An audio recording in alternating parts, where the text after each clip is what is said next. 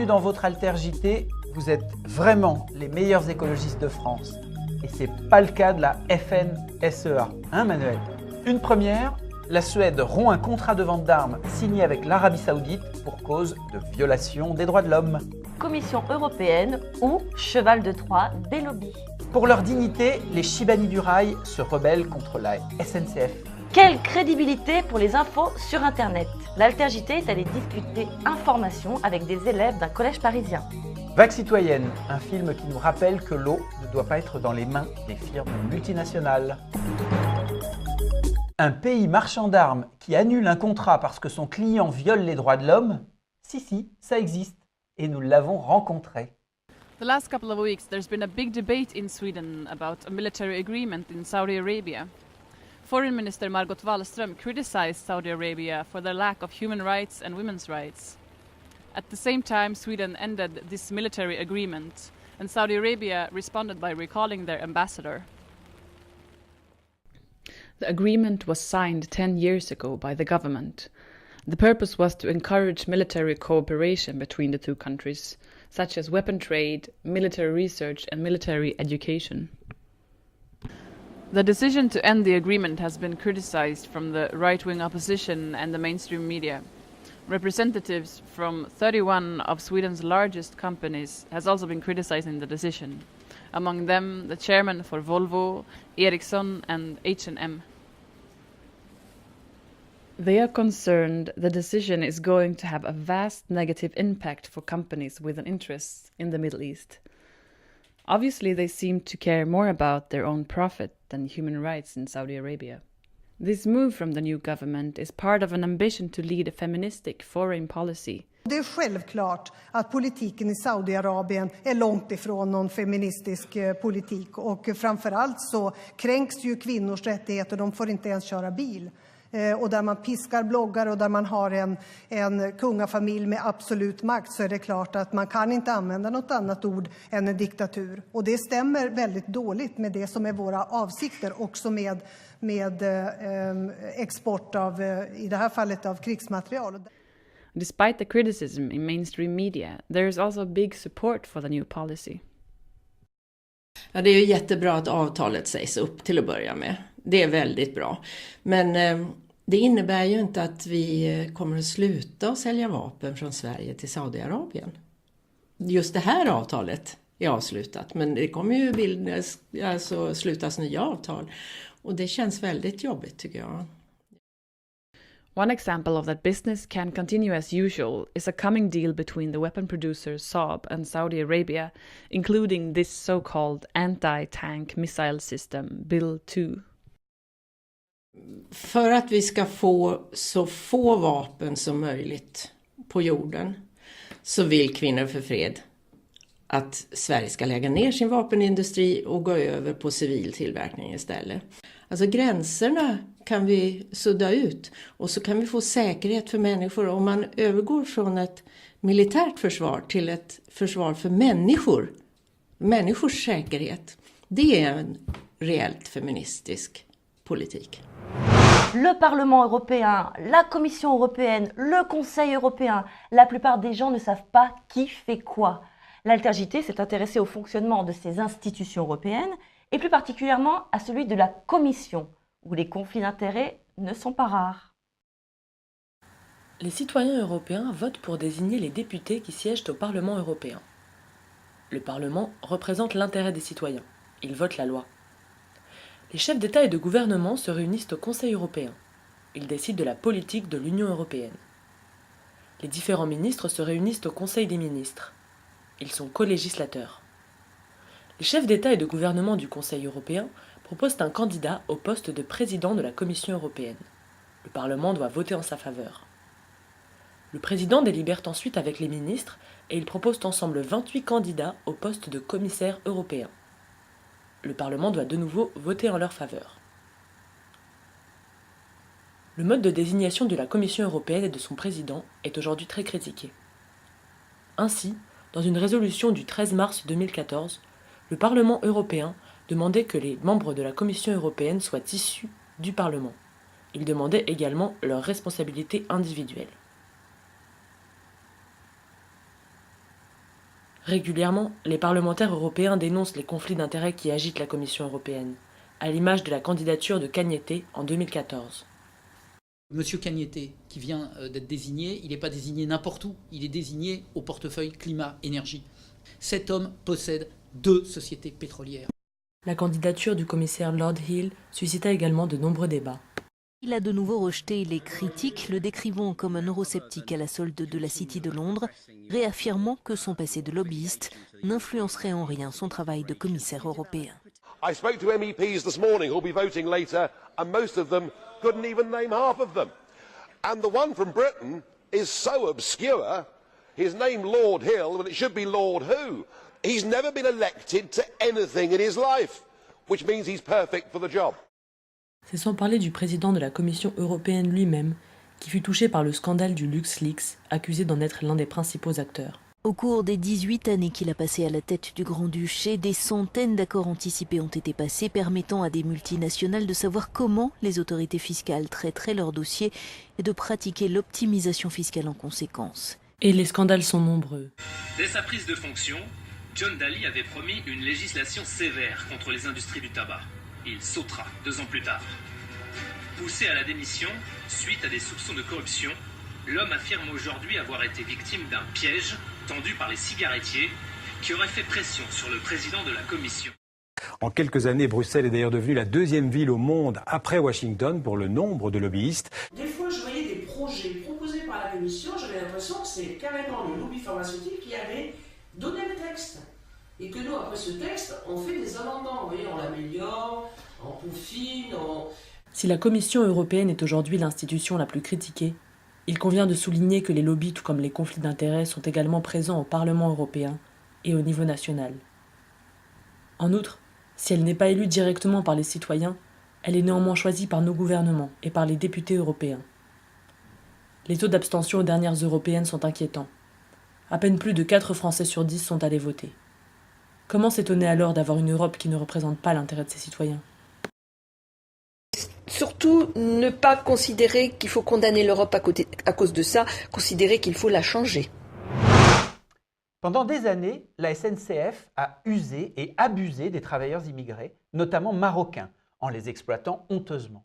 Ils sont aujourd'hui plus de 800 à poursuivre leur ancien employeur pour faire appliquer le droit. David contre Goliath ?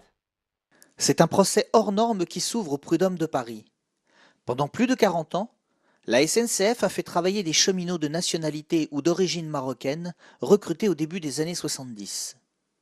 Embauchés comme contractuels, contrat de droit privé, ils ne relèvent pas cependant du statut particulier des cheminots, longtemps réservé aux détenteurs de la nationalité française, qui leur garantissait l'emploi et les avantages en matière de protection sociale et de retraite. Achevant leur carrière avec le sentiment de s'être fait avoir, plus de 800 indigènes du rail demandent réparation à la SNCF pour discrimination durant leur carrière. À la SNCF, on a été discriminés. Les faits sont là. Les faits sont là. On n'invente rien. Discrimination médicale, discrimination, par exemple, de départ à la retraite, discrimination dans les moyens de transport de 1974 à 1981, et discrimination dans les licenciements déguisés. Quand on est sorti à la retraite, on ne sort pas pareil comme nos collègues français. Nous, on sort avec moi. Il y en a qui partent à la retraite avec 940 euros. Les autres, ils partent à 2000, à 1500 euros. C'est pas pareil. C'est donc réparation que demandent les Chibani de la SNCF à hauteur de 400 000 euros par cheminot. Réparation financière que la Société du Rail conteste tout en faisant traîner les choses, beaucoup de plaignants étant très âgés et souvent malades. Sur les 900 qui ont été embauchés, on se dit, bon, s'il y en a 150 qui sont décédés, bon, ben voilà, quoi, ça sera toujours 150 dossiers en moins. Ils jouent la montre pour l'instant, mais je ne sais pas, avec les avocats et tout ça, comment que ça va finir à la fin. Parce que nous, on demande toujours notre droit. C'est pas on demande la charité, on demande notre droit et notre travail qu'on a fait pour le chemin de fer. Mais si l'argent est important, ce n'est pas non plus que de cela dont il s'agit. La SNCF, qu'on a aimé. Hein? Des fois, je passe le long des voies où j'ai travaillé, je me dis, mon Dieu, c'est comme si je n'ai pas existé. Une vie, une identité à recouvrir dans les mains du Conseil des prud'hommes de Paris qui se prononcera le 21 septembre prochain. Direction le collège Camille Claudel à Paris 13e pour la 26e édition de la semaine de la presse et des médias à l'école. Une rencontre entre une journaliste de l'Altergité et une génération d'ados dont la source d'infos principale est YouTube. Tu vois Léna, ça me conforte dans le choix que nous avons fait d'avoir un JT en images pour le web. Il est urgent de proposer à ces jeunes des sources d'informations crédibles et en même temps porteuses de valeur pour qu'ils puissent se faire leur propre opinion sur le monde et en devenir les acteurs et pas juste les spectateurs ou pire les victimes. Si l'Altergité peut contribuer un tout petit peu à ça, on n'aura pas travaillé pour rien. Nous sommes au collège Camille Claudel à Paris, dans le 13e arrondissement, où l'Altergité était invitée par Martine Gradoni, l'une des 2 professeurs documentalistes du CDI, dans le cadre de la semaine de la presse et des médias à l'école. Ça fait 26 ans qu'on fait une semaine de la presse et des médias. Pour ça, il y a un organisme qui s'est créé qui s'appelle le Clémy. Et le Clémy fait venir des journalistes, prépare la semaine de la presse avec nous, aide les documentalistes à avoir des journaux, magazines, revues, etc. Et il y a aussi des rencontres, inviter les journalistes ou faire des séquences prévues à cet effet. Alors bonjour tout le monde. Je me présente, je suis Anne. Alors les élèves étaient vraiment très intéressés la veille de préparer leurs questions en regardant des extraits d'Altergité. Je leur avais demandé de préparer en autonomie les questions à la maison. Ils étaient d'eux-mêmes allés voir le site. Comment vous trouvez ou comment vous choisissez vos sujets? Combien de temps de travail vous mettez par enquête? Et est-ce que vous avez déjà reçu des menaces, que ce soit sur le terrain ou après le tournage? Et c'était dans la continuité d'une réflexion qu'on a eue à partir des attentats du 11 janvier.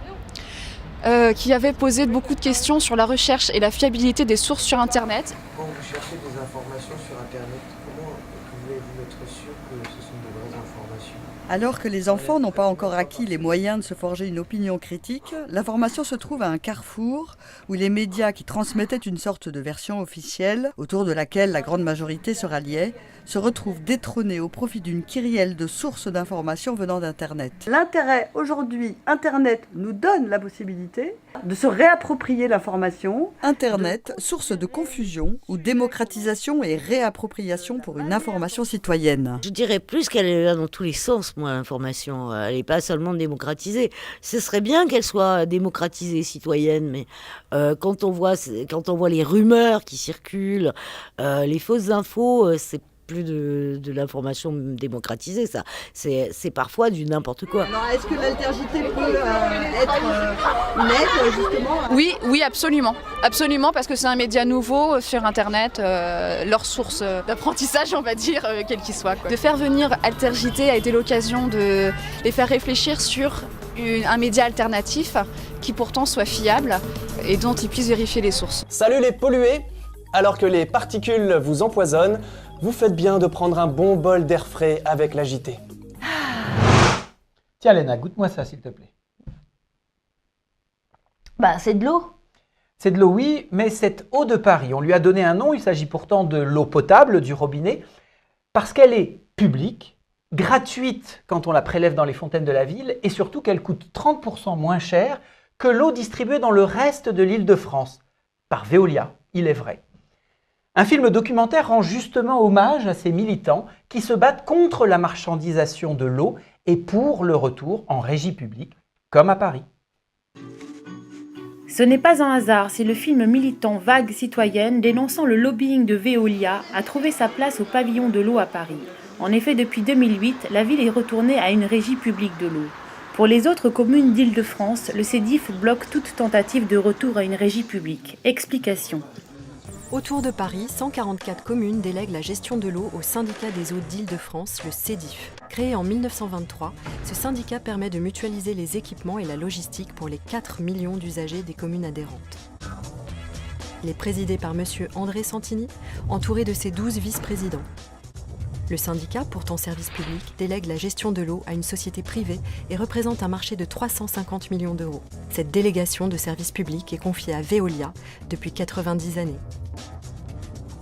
Les ambitions de Veolia ne s'arrêtent pas à l'Hexagone, elles sont planétaires. À force de lobbying à Bruxelles, en 2007, la multinationale lève 2,6 milliards d'euros et prévoit de doubler ce chiffre d'ici 10 ans.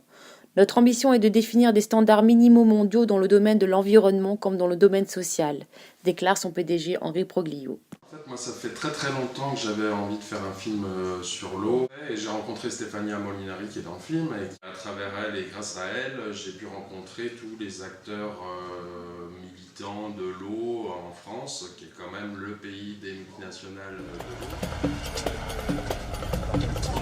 Ceux qui ont des droits juridiques, ils sont là, oui. Les autres peuvent sortir. Donc, j'ai donc des droits juridiques de vous demander, exiger qu'au prochain comité syndical, les sujets de la surfacturation soient discutés par l'ensemble des élus qui nous représentent. Aucun problème, madame. Vous me saisissez, vous me dites qu'est-ce que c'est que la surfacturation. Nous allons donc pouvoir enfin découvrir où sont passés les 40 millions de surfacturation. Et Le film aidait de cette envie de montrer que oui, il y a des bonnes nouvelles, il y a des choses qui avancent tous les jours, il y a plein de gens qui se bougent. J'ai surtout pas envie que le militantisme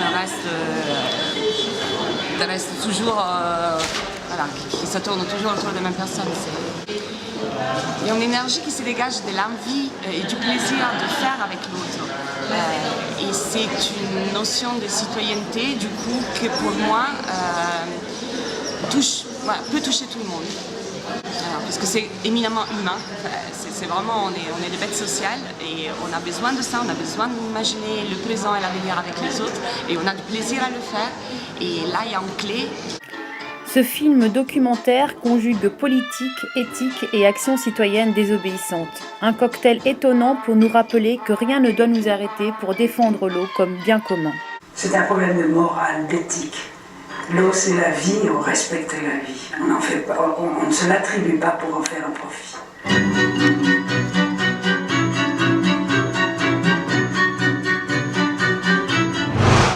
En musique avec le nouvel album du groupe Le Caribou Volant intitulé Graines de vie. Retrouvez ces artistes écolos le 10 avril en avant-première sur la péniche El Alamein. À très vite. Au revoir. Il y a des mots qui résonnent dans nos têtes. Tu dis tout, dis rien du tout. Des mots croisés, c'est un